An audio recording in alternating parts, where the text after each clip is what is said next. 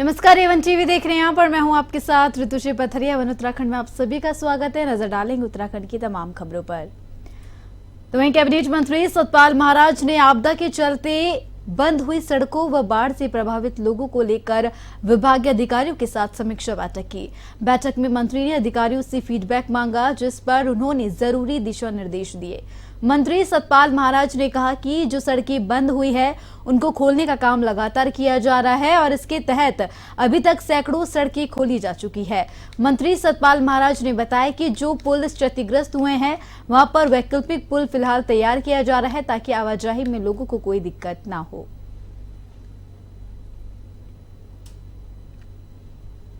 ये हमने बंद मार्गों को खोलने के लिए ये हमने काम किया है और इसमें से 441 मार्ग यातायात के लिए खोल दिए गए हैं। शेष मार्ग 198 मार्ग अवरुद्ध हैं, जिसमें से लोक निर्माण विभाग के 91 हैं, पीएमजीएसवाई के 107 मार्ग हैं। इस समय हमारे लोग काम कर रहे हैं, जेसीबी तैनात हैं और जहां पुल बह गए हैं वहां पर वैकल्पिक पुल बनाने के लिए हम लोग काम कर रहे हैं। लोक निर्माण विभाग के 91 मार्गों में, जिसमें कि हमारे 9 राजमार्ग हैं, 10 मुख्य जिला मार्ग हैं, 2 अन्य जिला मार्ग हैं, 17 ग्रामीण मार्ग जो हैं अवरुद्ध पड़े हैं। इसमें घनसाली में जो अतिवृष्टि हुई है उसमें एक पुल क्षतिग्रस्त हो गया है, जिसके स्थान पर एक नया बैली ब्रिज बनाने की कार्रवाई गतिमान है। और वहीं खटीमा क्षेत्र में आई बाढ़ आपदा में राहत राशि नहीं मिलने से खटीमा क्षेत्र की बड़ी अंजनिया और ग्रामीण ने तहसील परिसर में तहसीलदार के कार्यालय पहुंचकर प्रदर्शन किया। जहाँ इतने दिन बीत जाने के बाद भी प्रभावित लोगों को आपदा राशि आवंटित नहीं होने से ग्रामीणों में काफी आक्रोश है। इस अवसर पर तहसीलदार खटीमा हिमांशु जोशी ने बताया कि पटवारी की अचानक तबीयत खराब हो जाने के कारण काम रुका हुआ था, लेकिन इस पर संज्ञान लेते हुए जल्द से जल्द सर्वे कराकर लोगों को चेक मुहैया कराया जाएगा।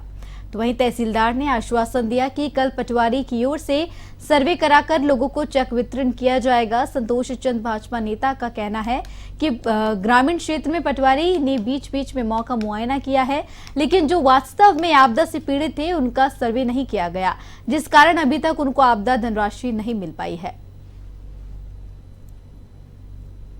अभी आपदा आई थी, उसमें कुछ लोगों को तो चेक मिल गया, वितरण हो गया था। कुछ लोग जिनके यहाँ पे एक्चुअली में पानी था, उन लोगों को चेक ना कोई मदद मिली है, ना कोई सरकार का चेक मिला है। तो उसी के उसमें हम आए थे तहसीलदार के साथ।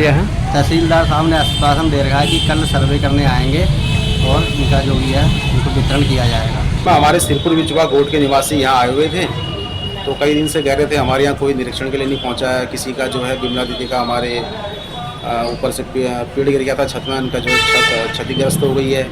किसी की बकरियां डूब गई, किसी के घर का राशन बिक गया। हमारे बजरंगबली मंदिर का जो है राशन बिक गया, बाबा जी साथ में है। तो मैं यहाँ अभी माननीय एसडीएम महोदय और तहसीलदार महोदय जी से बात हुई, तो उनका कहना ये है कि हम अभी निरीक्षण करवाएंगे और जो उचित होगा जिनको मुआवजा मिलना चाहिए, स्थिति को देखते हुए उनको तुरंत जो है सहायता प्रदान करेंगे। वास्तविकता ये है कि हमारे पटवारी जी जो क्षेत्र में देख रहे थे उनके जल्द तबियत खराब हो गई, हॉस्पिटलाइज हो गए हैं। इसलिए दूसरे पटवारी जी की ड्यूटी लगा दी गई वहाँ पर और उन्होंने काम शुरू कर दिया है। जल्द ही सर्वे पूरा हो जाएगा। देहरादून में उत्तराखंड बेरोजगार संघ ने भर्ती कैलेंडर जारी करने, वेटिंग को तत्काल भरने, पुलिस भर्ती में उम्र सीमा को बढ़ाने सहित कई मांगों को लेकर सीएम आवास पर कूच किया। सैकड़ों की संख्या में प्रदेश भर से आए बेरोजगार युवा परेड ग्राउंड से सीएम आवास की तरफ चले, लेकिन पुलिस ने कनक चौक के पास बैरिकेडिंग लगाकर उन्हें रोक दिया, जिसके चलते पुलिस और युवाओं के बीच काफी नोकझोंक देखने को मिली। पुलिस के रोकने पर बेरोजगार युवा जमीन पर बैठ गए और सरकार और प्रशासन के खिलाफ जमकर नारेबाजी की।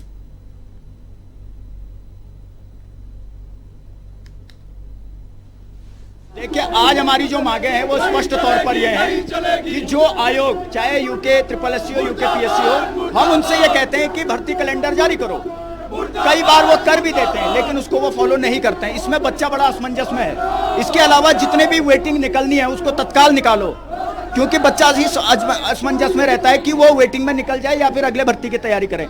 इसके अलावा पूरे प्रदेशों में पुलिस कांस्टेबल में उम्र सीमा जो है बढ़ी हुई है, लेकिन एकमात्र उत्तराखंड ही ऐसा है जहां पर नहीं बढ़ी। तो ये तमाम मांगे हैं जिसको लेकर के उत्तराखंड प्रदेश के 13 जिलों से, चाहे वो बागेश्वर जिला हो, पिथौरागढ़ जिला हो, कुमाऊं का अंतिम जिला, या फिर इधर गढ़वाल का उत्तरकाशी जिला हो, तमाम जगहों से यहाँ पर युवा आए हैं अपनी इन मांगों को लेकर के। और वहीं देहरादून के एसएसपी अजय सिंह ऋषिकेश पहुंचे, जहां उन्होंने कांवड़ यात्रा की व्यवस्थाओं का निरीक्षण किया। इस दौरान उन्होंने ड्यूटी करने वाले पुलिसकर्मियों को शाबाशी देते हुए हौसला अफजाई भी की, उनको बेहतर ड्यूटी करने के लिए ब्रीफ भी किया।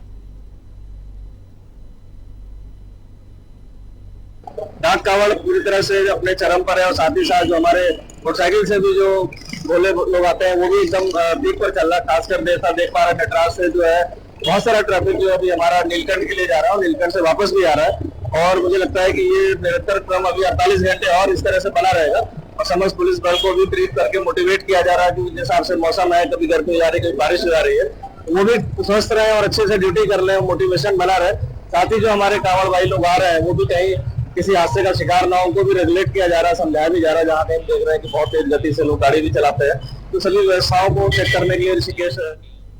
प्रधानमंत्री नरेंद्र मोदी की प्रकृति के संरक्षण में एक पेड़ मां के नाम लगाने की अपील को लेकर छात्र नेता वासु शर्मा ने अपने जन्मदिन पर पीडब्ल्यूडी गेस्ट हाउस में गदरपुर के विधायक अरविंद पांडे के साथ पौधारोपण किया। अरविंद पांडे ने कहा कि प्रकृति के संतुलन को बनाए रखने के लिए प्रकृति का संरक्षण बहुत आवश्यक है। साथ ही केदारनाथ बचाओ के नारे के साथ कांग्रेस पर पदयात्रा पर गदरपुर के भाजपा विधायक अरविंद पांडे ने कांग्रेस पर कटाक्ष करते हुए कहा कि हमेशा सनातन परंपराओं का कांग्रेस ने मजाक उड़ाया है और कांग्रेस अपनी राजनीति वोटों का लाभ लेने के लिए एक दिखावा कर रही है। कांग्रेस का चरित्र और सनातन की परंपरा, इन दोनों का तालमेल कहीं आपस में मेल ही नहीं खाता है। ये प्रधानमंत्री मोदी जी ने प्रकृति के संरक्षण संवर्धन के लिए एक पेड़ मां के नाम, ऐसा सभी को देशवासियों से अपील किया है। उसी कड़ी में आज यहाँ काशीपुर में कार्यकर्ताओं ने वृक्षारोपण कार्यक्रम तय किया है और हमारे एक संघ के बाल्यकाल के स्वयंसेवक हैं और भाजपा के वरिष्ठ नेता हैं, यहाँ छात्र संघ के अध्यक्ष रह चुके हैं वासु शर्मा जी, आज उनका जन्मदिन भी है। तो उनके जन्मदिन को यादगार बनाने के लिए आज एक आम का पौधा लगाया गया और सभी कार्यकर्ताओं ने मिलजुल के लगाया है। हम सब लोग प्रकृति के संरक्षण संवर्धन के लिए मोदी जी का जो निर्देश है उसका पालन करते हैं और उसी कड़ी में आज पौधा लगाया। उधम सिंह नगर में लगातार तेंदुए का आतंक देखने को मिल रहा है, जो कि जनपद में तेंदुए आबादी वाले क्षेत्रों में घुस रहे हैं, जो पालतू जानवर को अपना शिकार बना रहे हैं। ताजा मामला जनपद के बाजपुर क्षेत्र का है, जहां लगातार तेंदुए की दस्तक देखने को मिल रही है। क्षेत्र के कई जगह के सीसीटीवी में तेंदुए की तस्वीरें कैद हुई है, तो कई जगह लोगों ने अपने मोबाइल कैमरे में तेंदुए को कैद कर लिया है। एक सीसीटीवी में पालतू कुत्ते के शिकार करने की लाइव वीडियो भी कैद हो गई है, जो कि तेजी से वायरल हो रही है। वन विभाग इन घटनाओं पर एकदम स्वस्थ रवैया अपना रहा है। ऐसा लगता है कि जैसे वन विभाग मूक दर्शन बन मदारी का तमाशा देख रहा हो।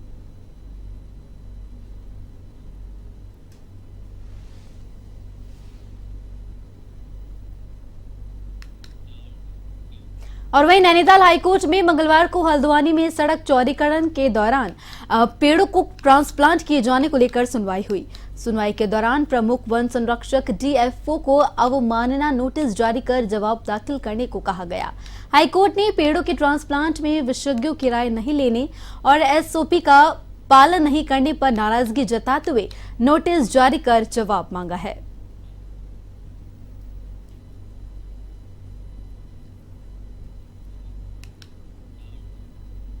देहरादून में मुख्य सचिव राधा रतूड़ी के निर्देश जारी किए हैं कि यात्री वाहनों में अब डस्टबिन होना अति आवश्यक है, जिसको लेकर परिवहन विभाग सख्त होता हुआ नजर आ रहा है। परिवहन अधिकारी शैलेश तिवारी का कहना है कि जो भी यात्री वाहन उत्तराखंड के अंदर एंट्री करते हैं या फिर चारधाम यात्रा में जाते हैं, सभी पर डस्टबिन होना अनिवार्य है। यदि कोई व्यक्ति अपनी गाड़ी में डस्टबिन नहीं रखता है तो उस पर चालानी कार्रवाई भी की जाएगी। जिसके साथ उन्होंने बताया कि परिवहन विभाग डस्टबिन को लेकर अब सख्त हो गया है। सभी चेक पोस्ट पर इसकी चेकिंग भी की जा रही है। मैं कहूँगा जरूरी एक इनिशिएटिव लिया गया है, जिसमें बताया गया है कि जो यात्री वाहन हैं उन यात्री वाहनों में डस्टबिन या गार्बेज बैग लगा होना चाहिए। होता क्या है कि बहुत सारे लोग यहाँ आते हैं, टूरिस्ट भी आते हैं, लोकल गाड़ियाँ भी हमारे यहाँ हैं। उसमें टूरिस्ट कई बार क्या होता है कि कूड़ा करकट बाहर फेंक देते हैं, जिससे प्रदूषण भी फैलता है और यह पर्यावरण के लिए भी सही नहीं है। तो इसी को ध्यान में रखते हुए पहले भी डिसीजन लिया गया था। अभी माननीय चीफ सेक्रेटरी महोदया ने भी इसमें विशेष जोर दिया है और निर्देश दिए गए हैं उनके द्वारा कि जो यात्री वाहन हैं, खासकर जो चार धाम यात्रा पे वाहन जा रहे हैं, उसमें डस्टबिन लगा हो या गार्बेज बैग। अगर डस्टबिन लगाने की जगह नहीं है तो देखा होगा कि ढेर सारे अलग अलग किस्म के गार्बेज बैग आते हैं। इसको पीछे आप लगा देंगे तो उसमें एक पॉकेट होता है, उसमें लगा देंगे तो उसमें आप रख सकते हैं। के घनसाली में बीते दिनों बारिश ने तबाही मचा दी है। बता दें, बारिश को लेकर जगह जगह जो है सड़कें जाम हो गई है और काफी ज्यादा लोगों को इससे परेशानी भी हो रही है। बता दें कि बारिश को लेकर जो है घनसाली क्षेत्र में काफी समस्याओं से लोगों को जूझना पड़ रहा है और जिसके कारण तोली गांव में आई भारी भूस्खलन में मां बेटे मलबे में जिंदा दफन हो गए। फिलहाल गांव के 15 आवासीय मकान मलबे में तब्दील होने के बाद से आपदा प्रभावित क्षेत्र में राहत बचाव कार्य चल रहा है। वहीं जब घनसाली विधायक शक्तिलाल शाह गांव में प्रभावित लोगों से मुलाकात करने पहुंचे तो लोगों ने उनका जमकर विरोध किया, जिसके बाद मामले को लेकर भाजपा का बयान सामने आया है। भाजपा के प्रदेश महामंत्री आदित्य कोठारी का कहना है कि जब इस तरह की घटना होती है तो लोगों का हक अपने जनप्रतिनिधि पर बनता है, जिसके चलते जनप्रतिनिधि को आक्रोश भी झेलना पड़ता है।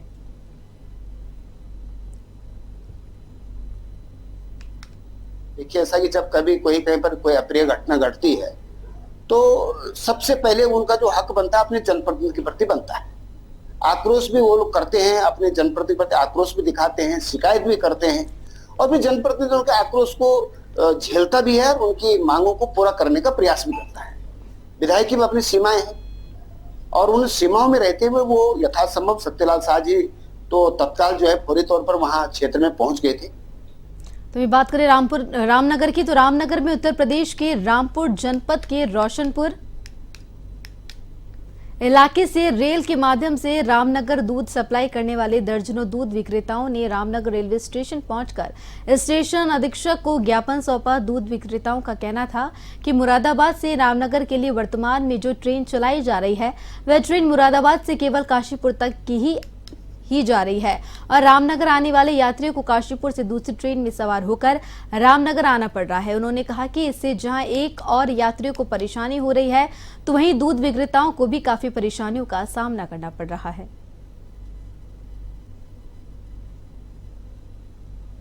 मैंने आपके ज्ञापन को पढ़ा और जो भी आपकी समस्याएं खासकर ट्रेन कनेक्टिंग से संबंधित जीरो काशीपुर तक आती है और वहाँ से आपको कनेक्टिंग ट्रेन 05351 पकड़ना पड़ता है। पर्याप्त मार्जिन नहीं मिलता, इस कारण जो है आप लोगों का गाड़ी जो है छूटता है और मॉनेटरी नुकसान होता है आप लोगों को। आपके समस्या को मैंने समझा और प्रशासन तक मैं आपकी समस्याओं को ले जाऊंगा और अवगत कराऊंगा। समस्या ये है सर, हम मुरादाबाद से जो ट्रेन चलती है वो रामनगर आती है, लेकिन उसे बीच में रोक कर बदलनी पड़ती है हमें। जो एक बरेली से ट्रेन आती है उसमें हम बैठते हैं, कभी कभी वो बरेली वाली निकल जाती है मुरादाबाद वाली के लेट होने के कारण फिर हमें बहुत परेशानी होती है। सारे पैसेंजरों को, बच्चे होते हैं साथ में, बैग होते हैं साथ में, रोडवेज से छोटे हाथी से हमें किराया लगा कर आना पड़ता है। बहुत भारी दिक्कत होती है हमें।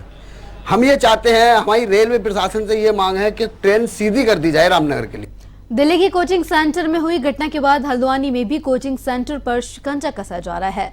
संयुक्त सचिव जिला स्तरीय विकास प्राधिकरण के निर्देशों के बाद शहर में विभिन्न कॉम्प्लेक्सों के बेसमेंट में संचालित कोचिंग सेंटरों का निरीक्षण किया गया, जिसमें से साई कॉम्प्लेक्स स्थित बेसमेंट में संचालित कोचिंग सेंटर का निरीक्षण किया गया। इन कोचिंग सेंटरों के स्वामियों के द्वारा भवन में संबंध में कोई भी मानचित्र और अन्य अभिलेख प्रस्तुत नहीं किए गए। अभिलेख प्रस्तुत न किए जाने के कारण जो संबंधितों को नोटिस दिए जा रहे हैं।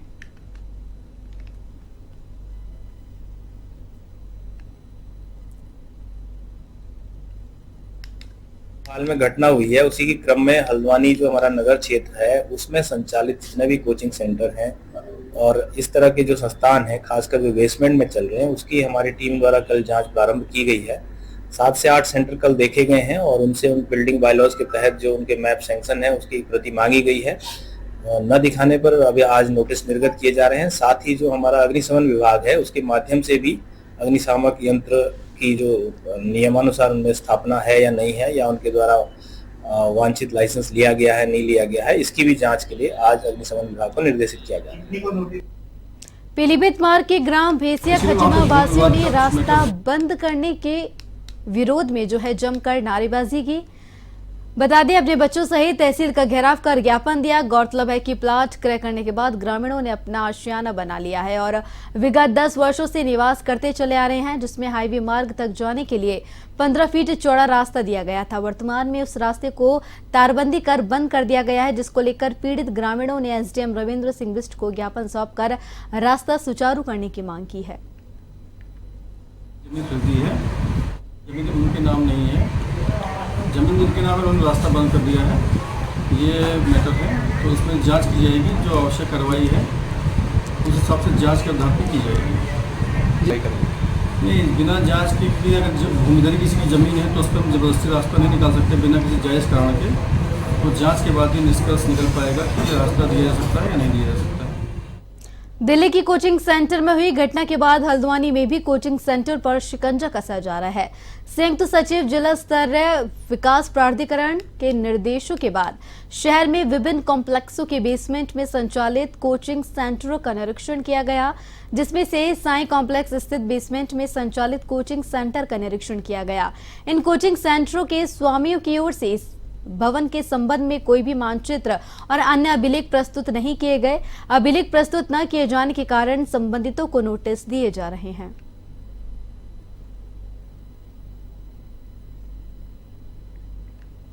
में घटना हुई है उसी के क्रम में हल्द्वानी जो हमारा नगर क्षेत्र है उसमें संचालित जितने भी कोचिंग सेंटर हैं और इस तरह के जो संस्थान हैं, खासकर जो बेसमेंट में चल रहे हैं, उसकी हमारी टीम द्वारा कल जांच प्रारंभ की गई है। 7 से 8 सेंटर कल देखे गए हैं और उनसे उन बिल्डिंग बायलॉज के तहत जो उनके मैप सैंक्शन है उसकी प्रति मांगी गई है। न दिखाने पर अभी आज नोटिस निर्गत किए जा रहे हैं। साथ ही जो हमारा अग्निशमन विभाग है उसके माध्यम से भी अग्निशामक यंत्र की जो नियमानुसार उनमें स्थापना है या नहीं है, या उनके द्वारा वांछित लाइसेंस लिया गया है नहीं लिया गया है, इसकी भी जांच के लिए आज अग्निशमन विभाग को निर्देशित किया जा रहा है।